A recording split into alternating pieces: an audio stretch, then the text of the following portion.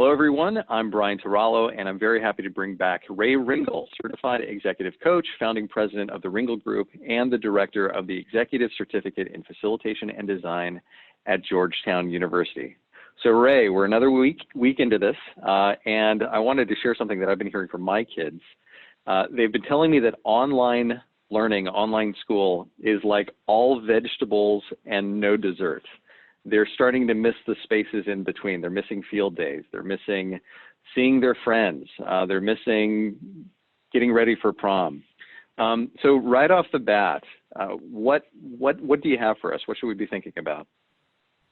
Wow, thanks for that, Brian. I actually really love that example of vegetables and dessert. And hopefully today's session about design will help us think about having a multi-course meal during our online learning experience. I do want to say before diving in, I had some questions in the last episode about my beautiful space and wanted to out ourselves that both Brian and I are using virtual backgrounds. These are spaces we wish we lived in. And for each of us have 4 kids who are on online school right now who are running behind our green screens. And there might be piles and boxes there too. And I just want to say that there's some experiences where we do show our actual backgrounds in our spaces, and there's other times where we don't want that to be a distraction and we rather just put up a picture and really focus on content. So that's something off the bat that you might want to think about, changing your background based on the intention of what you're doing. So Brian, right off the bat, what I'm thinking is when you're talking about teaching kids in the classroom, you have to give them an agenda. You have to tell them where you're going. It's the same thing with adult learners. You follow the concept of tell them what you're going to tell them, and tell them what you told them. We want to constantly make the case for the students' attention. It's not just a given that they're going to come online and be engaged. We want to tell people that we're going to spend their time well. We want to tell them that there is a destination. I always love talking about the GPS app Waze, this idea that you type in your destination and it gives you all these different creative ways to get there. It's the same thing with online learning. Let people know what the destination is and also share with them the various ways that you're going to get there. For children in particular in the classroom setting, I would say you want to build in time for your welcome. You want to greet each child if possible. Maybe ask them to do something straight away. Write something in chat. Maybe change their name tag on their Zoom box. My 3rd grader uses a whiteboard and the teacher has them all write something on a whiteboard that's next to them and they just hold it up. And it's just a way to get everyone into the room. And the same idea is on the back end when you're closing a class or closing a session, really thinking about going back and asking them, what did they learn? What's sticky for them? What's something that surprised them? What's something that excited them during this lesson? If you're getting to the older kids or even high schoolers, one of my favorite modalities to use is very simple. It's called learn, relearn, unlearn. And it's just taking a couple of minutes on the back end of the class to answer either something they learned that was important, something they relearned, something they knew already, but learning it again was important, or it might be something they need to unlearn, a bias or a stereotype or an idea that they were holding on to that they need to actually let go of or break. So the idea of entering a room and engaging them and making sure that they leave with some time to think about what they just learned is really important. Yeah, I really appreciate that. One of the things that I've noticed that I've been missing is when you're in the room, you have that one-on-one time where you're noticing things and about people and how they show up and what they talk about. And I think we're missing that because that's really where you build relationships. So I really appreciate how you said taking the time to slow down and individually greet people as they come in. The other thing that I've noticed, especially as I've been designing, is that time operates very differently, I think, in the online space.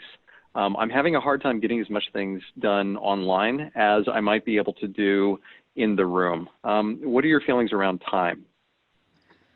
I have a couple of thoughts about that. As I said in an earlier episode, I feel really strongly that we should try and reshape our content into smaller chunks, or what I call intervals.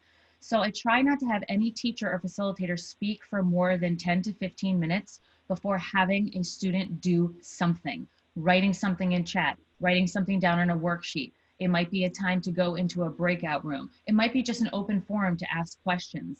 but really think about, if you have an hour-long class, how can you break it into 10 or 15-minute segments where you're toggling between when they're actually listening and learning and when they're actually practicing or doing. So it's just a different way of reshaping. Now, if with that added participation, you do have less time for frontal teaching, but we have some options. For example, if it's a longer piece of content, you might want to consider pre-recording that and giving it to them as homework or as pre-work.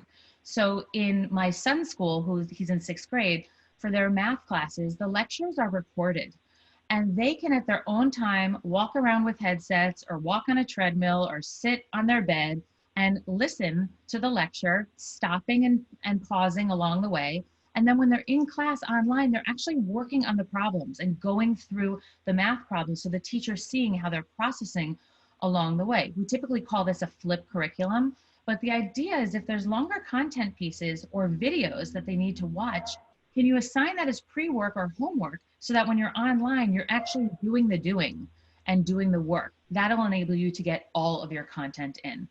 The other thing I just want to say to remember is remembering about padding your time in breakout rooms. Breakout rooms, if you were going to do it for 10 or 15 minutes for kids to work in small groups, add an extra 5 or 10. Add it in. Let the kids connect, let them talk, let them giggle. For the older kids, let them check in with one another. They're probably going to do it anyway, so why not build that time in to really let them connect? I think that's part of the dessert, right, that you were talking about. That's being in the hallway. That's passing a note to a friend in class. That's like turning to the person sitting in your classroom and whispering something to them. We need to create space for them to actually do that with each other online. Yeah, thank you. I appreciate how you brought up padding your time, and then also your feelings on the more frontal, the didactic, the sort of the chalk and talk lectures that we have to do. One of the things that I don't prefer to be in lecture mode, I would like it to be more experiential. However, if everyone talks, that's my entire lesson time. Any thoughts around that? Yeah, Brian, that's a really good point, because we're talking about anywhere between 15 and 40 students in the classroom. So if you have everyone participate, that literally could be your whole class. And even though we say limit it to one sentence, some people have redefined the concept of a run-on sentence, and we certainly don't want to cut people off. So a couple of options. First is to have a prompt and everyone can write in chat, and you as the teacher can actually read, okay, Michael said this, Sally said this, Susan said this. And so you are being their voice as they're participating in chat. The other thing that you can do is, if you want everyone to go around, you have 2 options. You can do the roll call by calling out people, or you can list the order in chat, so students are already looking and seeing where they are in the order. I find if I want full participation and hear every voice in the room, what's best is to give them a prompt. It's almost like a sentence stem. So yesterday morning when my kids went back to school, the first thing I heard the teacher do is she said, okay, everyone is going to go around and you are going to answer, you're going to finish this sentence. My favorite part of spring break was ... So each kid had to start with, my favorite part of spring break was when I learned how to ride a bike, or when I baked bread for the first time. So they're automatically limiting their participation. They're still giving their full thought, but they're not going on and on in paragraphs because they're just completing the sentence. You can also do this at the end of a session if you want to hear everyone's voice. I was most surprised to learn about this. What was interesting to me today was this, or I need a little bit more help with ... So these prompts can become much more sophisticated depending on the age of the student, but it's a way to really get everyone's voice in the room, but still be on top of managing your time. By the way, for online facilitation, I often do this with adults, and I make it part of an icebreaker or a connection modality. My favorite one to do recently is the treat I most want right now is. Now, I will say that 95% of the people on the call talk about some decadent, wild food that they want. I personally talk about deep tissue massages, but that's how we do it. I love it. You had mentioned just now a little bit around the number of students or participants. I think you said something like 14. Do you have an ideal group size? I do. My ideal group size is either 18 or 24. So I know that sounds funny, but honestly, everything is divisible in those numbers. You can have 2s, 3s, sometimes 4s, 6s, 12s, 8s in 24. I mean, there's just so many options for breakouts. So I love those numbers. I joke around that if I have 23 people in my class, I don't even want to show up. It's so complicated, but that's not true. I love the number somewhere between 18 and 24. If you're doing some online teaching and you are getting to be over 30, it's going to be hard to manage the room and really attend to everyone. So something I would consider is if your class size is getting much bigger, might you be in a situation where you have a co-teacher or a student teacher who can split the class in half, take them into a breakout room and do something else. We want to try and keep the learning as small as possible. So 30 tends to be a cutoff number for me if possible, maybe even 35, where I want to see if I can have a co-teacher or a co-facilitator take on part with me. Yeah, thank you. One of the things that's also been pretty hard for me is in the classroom, you have so many different options for the way students prefer to learn. So for example, there's the visual learners, the auditory learners, the kinesthetic learners. There's the learners who love getting their hands on things, and the ones who love to doodle, and the ones who love to teach back. I feel like with online learning, it's almost like there's less options for different learning preferences. Do you have any ideas around that? I actually think being at home right now, it's really interesting because we have a lot more available to us in terms of tools and utensils, especially for kids. And we can actually get really creative about the kinds of learnings that they're doing. So first, I would say to, again, be mindful of that synchronistic and asynchronistic learning. There are some kids who just want to be on camera the whole time. And there's some kids whose eyes need a rest and they just want to do something on the side, write on their whiteboard, do some worksheets, and then and not be on camera. I think that you want to really think about mixing your modalities. So that would be, have you mapped out the frontal teaching segment, let's say 10 to 15 minutes, when you're sharing your screen and having them look at a document online, when you might be showing a video or a clip, when you might have them practice something, doing independent work, breakout group. Those are already a handful of different kinds of modalities that you can use. Now, as the kids get older, I would say middle school and up, you can start playing with some online collaboration tools, which we're going to talk about in our next episode. Shared Google Docs, designing things on Mural. These are amazing modalities to keep people engaged. I want to also say that not all kids are extroverted, obviously, and we want to make sure that we are creating a space that not only welcomes all different kinds of learners, but different personalities and different ways that people socialize. So if you have introverted students, an important thing about the learning is to tell them when you want them to participate. People in general don't love to be called out, but if you're doing something where you are going to do roll call or you're going to ask for full participation, make sure that you tell people that you're going to do that so people are prepared. And finally, the last thing I want to say about different learners and different learning preferences, are we doing a good enough job checking in with our students right now, even the little ones, and asking them, how's this working for you? What do you need more of?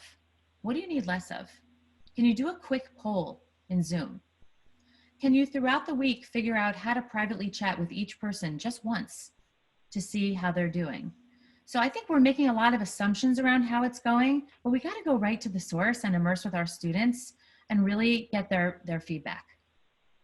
Yeah, you had mentioned this a little bit before, and I think it's so important that I want to get back to that idea of checking in.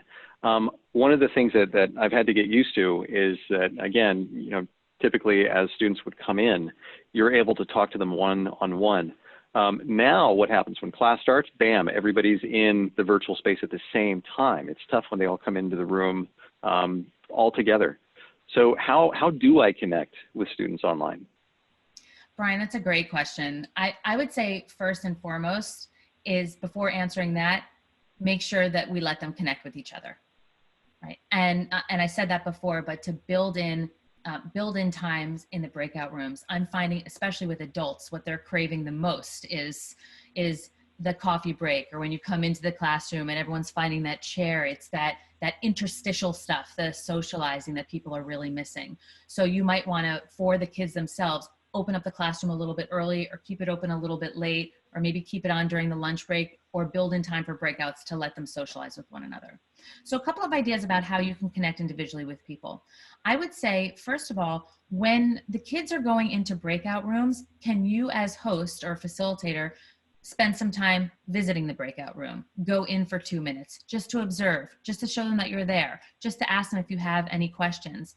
And during that breakout period time, you can visit each of the classrooms, or just throughout the day, you can make sure to visit each of the breakout groups and just be there if anyone has any help, and just show your presence in that breakout room.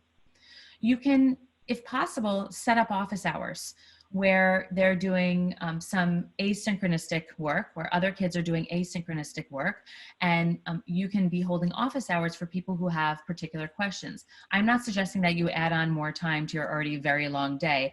I'm saying if there's some independent work, might that be a time to put in some office hours for kids who might need some extra help? And then finally, what I do is I always have a piece of paper next to me when I'm facilitating online with the class list. And as people are participating, I try and make marks next to their name of who's participating, maybe who's over participating, and really whose voice I have not heard. And instead of calling them out and saying, "Oh, Brian, we haven't heard from you yet," because that can feel like public shaming, I will write in the private chat, "Hey, Brian, checking in, how you're doing?" Right? I just give them a quick private chat, or would love to hear your thoughts about this, or haven't heard your voice yet today. Feel free to jump in, right? Not in a shaming way, but just to say, I see you. We would benefit from hearing your voice. Or if they write back and say, I'm all good, then we're all good. But at least I've checked in. So I'm keeping that visual list next to me and trying to track participation. That's a great way to check in with people individually. Mm-hmm. Yeah, those are some great ways to check in with folks. So I'm lucky. I also teach adults. And so when I do that, I have a little bit more flexibility around the time that I'm assigning to workshops and trainings and that sort of thing. Getting back to the issue of time, what would you say is a good formula when I'm blocking out a lesson plan? Well, for adults, we typically do things in 90-minute blocks and with a 15-minute break. And I definitely think that it's less for kids. I think the 45-minute to hour lesson plan before you have a break is probably the max amount of time that you're going to do. And when I say 45 minutes to an hour, that's including participation and other modalities, right? So I'm trying to work for school age children, those 10 to 15-minute blocks within 50 minutes or an hour. That's what I'm really looking for before we have to give them a break. So I'm finding, also just observing what my kids are going through, there tends to be a good 15, 20-minute break in the morning, 15, 20-minute break in the afternoon, and a good 45 minutes for lunch, if not an hour. Then we might think, oh, we're going to lose them if we give them such a long lunch. But remember our need to rest and recover. And if we give kids the opportunity to really eat or to walk outside. I even know a couple kids who are riding their bike around the block a few times to get their energy out. They will come back renewed in the afternoon. So I would say try and work in elementary, maybe for around 45 to 60-minute blocks. Upper school, middle school could probably go an hour, a little bit hour plus before you really need to take a break. Well, Rae, thank you so much for your time. This has been extremely helpful. Can we get a bit of a sneak preview in terms of what's coming in future episodes? Sure. Our next episode, we're really going to talk about tools for engagement. So we're going to talk about actual exercises, icebreakers, warming up the room, different tools that you can use. We'll talk a little bit about Google Docs and Mural and show you some online collaborative techniques that you can do, just a way to really deepen your toolkit and help you think about the content you have, delivering it in a new way online. I'm looking forward to it. Well, thank you so much for your time again. This has been great. Okay, thank you everyone, and hang in there.